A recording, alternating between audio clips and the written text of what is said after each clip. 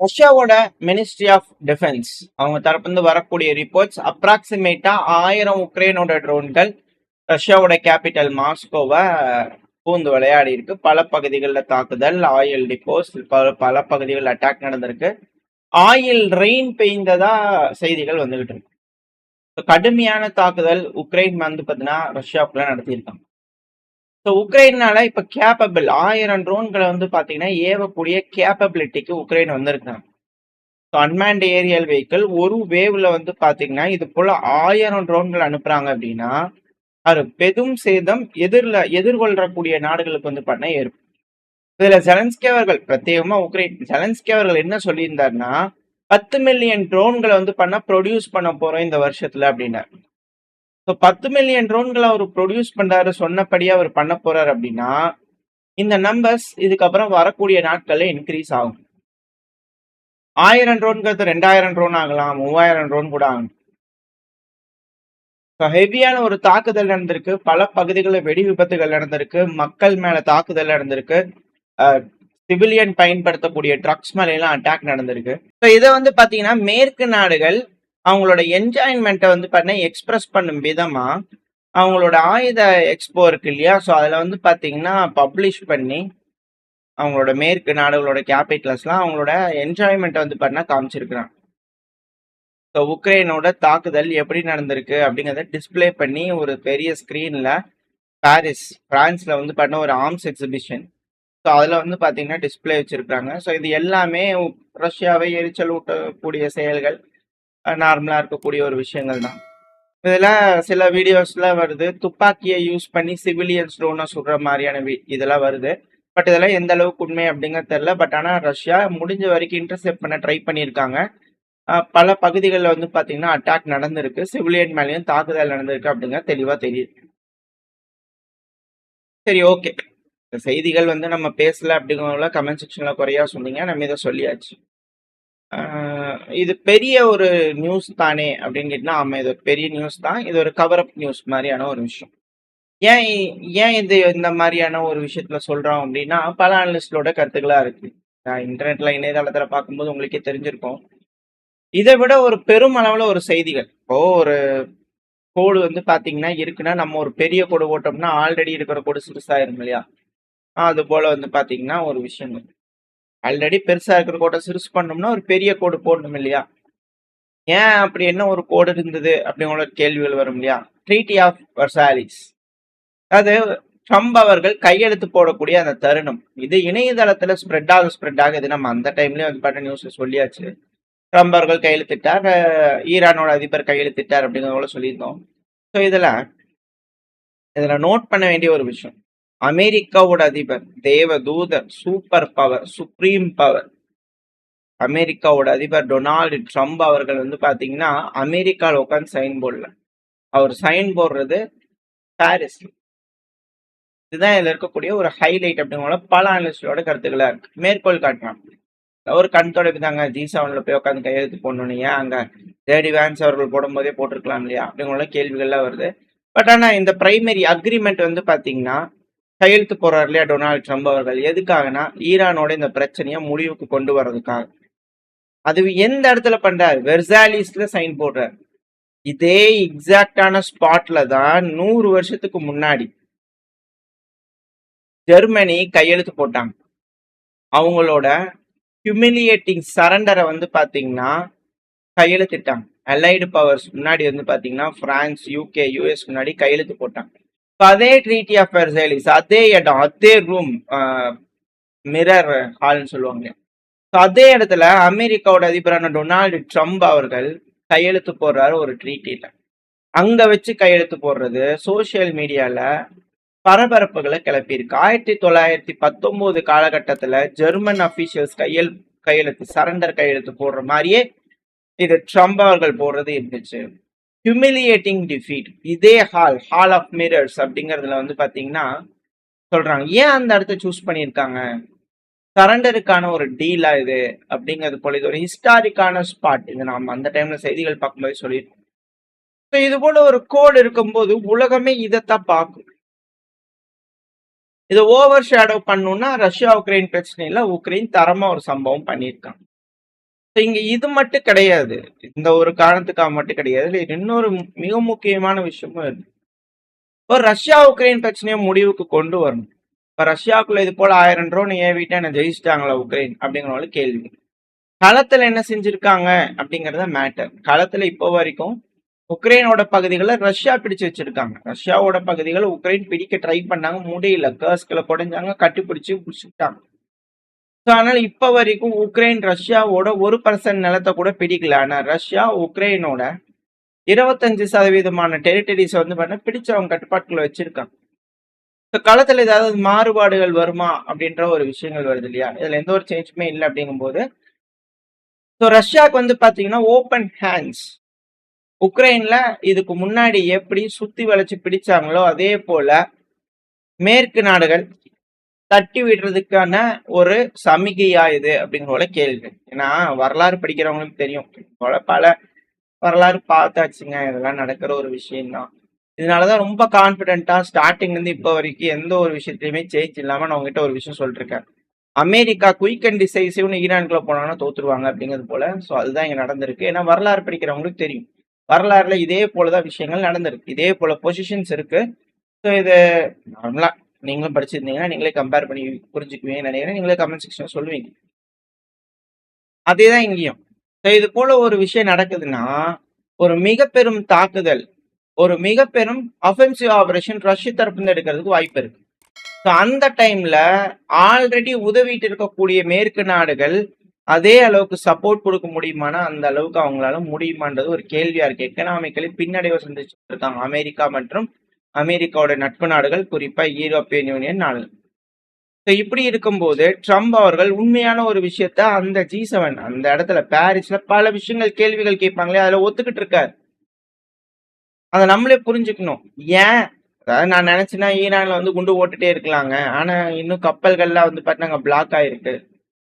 ஒரு நாளைக்கு 500 இருந்து 600 மில்லியன், 500 இருந்து 600 மில்லியன் டாலர் ஒரு நாளைக்கு செலவாகுது. யோசிச்சு பாருங்க, ஒரு நாளைக்கு 500 இருந்து 600 மில்லியன் டாலர் செலவாகுது அப்படிங்கறது அவரோட வாயிலுன்னு சொல்லியிருக்காரு ட்ரம்ப் அவர். ஸோ அதிகமான செலவுகள் அமெரிக்காவுக்கு ஆயிருக்கு. ஸோ ஈரான் மேல தொடர்ந்து குண்டு போட்டுட்டே இருக்கலாம், செலவுகள் அதிகமாகுது. 4 வாரத்துல வந்து பாத்தீங்கன்னா நம்ம கிட்ட எந்த ஒரு ரிசோர்ஸும் இருக்காது. இந்த வேர்டு எக்ஸாக்டா அவர் சொன்னாரு, 4 வாரத்துல we won't have any resource of oil left. Oil ரிசர்வ்ங்கிறதே இருக்காது. இதை நம்ம தமிழ்லயே பல சேனல் வந்து பாத்தீங்கன்னா அமெரிக்கா ஆயில் வியாபாரம் கொடிகட்டி பண்ணிட்டு இருக்காங்க, வித்துக்கிட்டு இருக்காங்க அப்படிங்கிறத போல அந்த டைம்ல நம்ம ஹைலைட் பண்ணி சொல்லியிருப்போம். அவங்க வந்து தயாரிச்சு விற்கலீங்க, அவங்க கிட்ட இருக்க ரிசர்வ்ஸ் எடுத்து வித்துட்டு இருக்காங்க. ரிசர்வ்ஸோட எண்ணிக்கையில கம்மியாயிட்டு இருக்கு. இது மாதிரி போயிடுச்சுன்னா ஜூன் ஜூலை எல்லாம் தாண்டாது. எந்தெந்த மாசத்துல எந்தெந்த நாடுகளோட ரிசர்வ்ஸ் எல்லாம் காலி ஆகும் அப்படிங்கிற விஷயங்களை நம்ம சேனல்ல சொல்லியிருக்கோம்.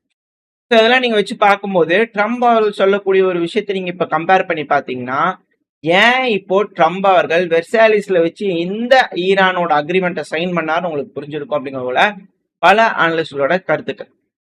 நான் இந்த மாதிரி வந்து கியாஸ் அப்படி சொன்னீங்க, சார்ல்ஸ் கியாஸ். ஸோ அது போல ஒரு விஷயத்த வந்து பாத்தீங்கன்னா பாக்குறதுக்கு விருப்பம் இல்லை, அதனால இது போல ஒரு டீல் நடந்திருக்கு அப்படின்னு ட்ரம்ப் அவர்கள் சொல்றாரு. இதே நீங்க மார்ச் 9 எல்லாமே நம்ம கிட்ட இருக்கு இல்லையா, லைனா வீடியோக்கள், அதெல்லாமே இணையதளத்துல இருக்கக்கூடிய ஒரு விஷயம் தான். மார்ச் 9 அவர் என்ன சொன்னாரு, நம்ம டோட்டலா இண்டிபெண்ட் ஆயிட்டோம், மிடில் ஈஸ்ட்ல வந்து பாத்தீங்கன்னா நம்மளுக்கு தேவையே இல்லை, அந்த ஆயில் நம்மளுக்கு தேவையே இல்லை அப்படின்னு சொல்லியிருந்தார். அந்த டைம்ல எக்கனாமிக்கல் ரிலேட்டடா வந்து பாத்தீங்கன்னா ஒரு வருஷத்துக்கிட்ட வந்து பண்ண சொல்லியிருப்பேன். அமெரிக்கா அப்படிங்கிற ஒரு நாடு என்னதான் அவங்க கிட்டயே ஆயில் அவங்க உள்நாட்டிலேயே உற்பத்தி பண்ணாலும் அந்த நாட்டுல இருக்கக்கூடிய ஆயில் அவங்க யூஸ் பண்ணாங்கன்னா ரொம்ப காஸ்ட்லி, அவங்களால பண்ண முடியாது. ஏன்னா அந்த ஆயில் எடுக்கக்கூடிய அந்த விதம், நேரா ஸ்ட்ரா போட்டு உரியறதுக்கும் ஒரு டைமும் அடியில இருக்கிறது வந்து மோட்டர் போட்டு பம்ப் பண்ணி எடுக்கிறதுக்கும் வித்தியாசம் இருக்கு இல்லையா தண்ணி. அது போல ஒரு விஷயம் தான் வந்து பாத்தீங்கன்னா இருக்கக்கூடிய ஒரு விஷயம். ஸோ ஈஸியா புரியறதுக்காக சொல்லுங்க. அமெரிக்கன் ஆயில்ஸ் ரொம்ப காஸ்ட்லி, மிடில் ஈஸ்ட் ஆயில்ஸ் ரொம்ப சீப். அது எப்படி அமெரிக்கா டேலி பண்றாங்கன்னா, மிடில் ஈஸ்ட் இருக்கக்கூடிய ஆயிலுங்களை எடுத்து அமெரிக்காவோட லாபத்துக்கு வந்து பாத்தீங்கன்னா விற்கிறதுனால அவங்க மானியம் கொடுக்குற மாதிரி வந்து பண்ணா அவங்களோட ஆயில் பிரைஸை கட்டுப்பாட்டுக்குள்ள வச்சிருக்காங்க. இப்போ மிடில் ஈஸ்ட்ல ஆயில டவுன் பண்ணும்போது யூஎஸ்ல ஆயில் விலை ஏறுது. இதுதான் ஈரான்ல பிரச்சனையில நம்ம சுட்டி காமிச்சுக்கிட்டே இருக்கோம். ஆயில் விலை மேலே ஏறுது, பிரச்சனை முடிஞ்ச உடனே ஆயில் விலை கீழே இறங்குது அப்படின்னு சொல்லிட்டு இருப்போம் இல்லையா? ஸோ அதுதான் இது. ஸோ அமெரிக்கா இன்னும் இண்டிபெண்ட் ஆகலை. இது அமெரிக்கன்ஸ்க்கே தெரியும், அமெரிக்கன்ஸே ஓப்பனாக சொல்லுவாங்க. எனர்ஜி இண்டிபெண்ட் அப்படிங்கிறது அமெரிக்கானால ஆக முடியாது. எந்த ஒரு காலத்துலையுமே அவங்க டிபெண்டாக தான் இருப்பாங்க. ஸோ இதில் வந்து மார்ச் 9 எனக்கு இருக்கக்கூடிய சூழ்நிலை அப்படி இப்போ இருக்கிறது. மேபி அடுத்தடுத்த கட்ட சயின்டிஸ்ட் தான் வந்து வேற ஏதாவது செய்வாங்கன்னா அது அந்த டைம் உண்டு. ஸோ மார்ச் 9 நாங்கள் இண்டிபெண்ட் ஆயிட்டோம்னா ஏப்ரல் 1 வந்து என்ன சொன்னார்னா இதுல எங்களை அஃபெக்டே பண்ணல. ட்ரெமெண்டஸான ஆயில் கேஸ் இருக்கு, எங்களுக்கு தேவைப்படுறதை விட அதிகமா இருக்கு, வெனிசுவேலால இருந்து அப்படியே உரியிரும் அப்படிங்கிறது போல சொன்னாங்க, ட்ரில் பே மீட்டர்ல அப்படிங்கிறது போல. இதே ஜூன் 17 இப்ப நான் ஒத்துக்கல, இந்த எம்ஓயூல நான் கையெழுத்து போடலன்னா நம்ம ரிசர்வ்ஸ் இல்லாம போயிரும். நம்மளுக்கு 4 வாரங்கள்ல we would run out of reserves அப்படிங்கிறது போல அமெரிக்காவோட அதிபர் சொல்றது வேடிக்கையா இருக்கு அப்படிங்கிற பல அனலிஸ்ட்களோட கருத்துக்கள். ஸோ இதுல இருந்து நீங்க தெரிஞ்சுக்குவீங்க என்ன மாதிரியான விஷயங்கள் இந்த பகுதியில நடந்திருக்குன்னு சொல்லிட்டு. ஸோ இதுல 2 விஷயங்கள் இருக்கு ரஷ்யா மேல அட்டாக் பண்றது. ஒண்ணு, இந்த மிடில் ஈஸ்ட் விஷயங்கள் அமெரிக்காவோட கையெழுத்து சார்பான விஷயங்கள் ஓவர் ஷேடோ ஆகுது. 2வது, Russia your doors R open அப்படிங்கிறது போல ஒரு விஷயத்தை செய்யறதுக்காக இப்ப இங்க இது போல ஒரு அட்டாக் நடந்திருக்கா அப்படின்ற கேள்வி. இதுக்கு யூரோப்பிய நாடுகள் என்ன செய்ய போறாங்க? அவங்க ஒரு அட்டாக் பண்ண போறாங்களா, இல்ல என்ன செய்ய போறாங்கன்றது வரக்கூடிய நாட்கள்ல வரக்கூடிய செய்திகளை வச்சு என்னென்ன நடக்க போனது பார்த்தாங்க. ஜியோ பாலிட்டிக்ஸ், இந்த ஜியோ பாலிட்டிக்ஸ்ல ஈரானை வழிக்கு கொண்டு வர வைக்க முடியலன்னா ஈரானோட தெற்கு ரஷ்யாவோட தெற்கு சேஃப் ஆயிடுச்சுன்னு அர்த்தம். கசகஸ்தான், அசர்பைஜான் இது போல நாடுகள்லாம் பெருசா வந்து பாத்தீங்கன்னா ரஷ்யாவுக்கு எகெயின்ஸ்டா எதுவும் செய்ய மாட்டாங்க. யூரோப்பியன் யூனியன் நாடுகள் ரஷ்யாக்கு எகெயின்ஸ்டா சண்டைக்கு போகணும் அப்படின்னா ஈரான், அமெரிக்கா மற்றும் ஆலைஸ்க்கு தேவை. இது வேர்ல்டு வார் 1, வேர்ல்டு வார் 2 பார்த்தவங்களுக்கு நல்லா தெரிஞ்சிருக்கும் ஏன் ஈரான் தேவை அப்படிங்கிறது போல. ரஷ்யாவுக்கான எல்லா வழி வர்த்தகம் அப்படிங்கிறது ஈரான் வழியா செய்ய முடியும், காஸ்பியன் சி வழியா. ஈரான் இப்ப இந்த ரீஜனோட சூப்பர் பவர். அந்த இடத்துல எவனாவது ஒண்ணு செஞ்சா, டச் பண்ணா அப்படின்னா முடிச்சு விட்டுருவாங்க. இப்போ அந்த பகுதியில வந்து பார்த்தா ஈரான் ஸ்டேபிள் ஆயிட்டாங்க. இதுல அமெரிக்கா ஈஸியா தெரிஞ்சுக்கலாங்க அமெரிக்கா ஜெயிச்சாங்களா இல்லையான்னு. ரெஜிம் சேஞ்ச் கேட்டாங்க, நடந்துச்சான்னு கேட்டா இல்ல. லீடர்ஸ் எலிமினேட் பண்ணி வைக்கிறாங்க, இழப்புகள் தான். ஈரானுக்கு அது தெரியும், 20 வருஷமா ரெடியா இருக்காங்க. அமேனி அவர்களோட இழப்புகள் தான்.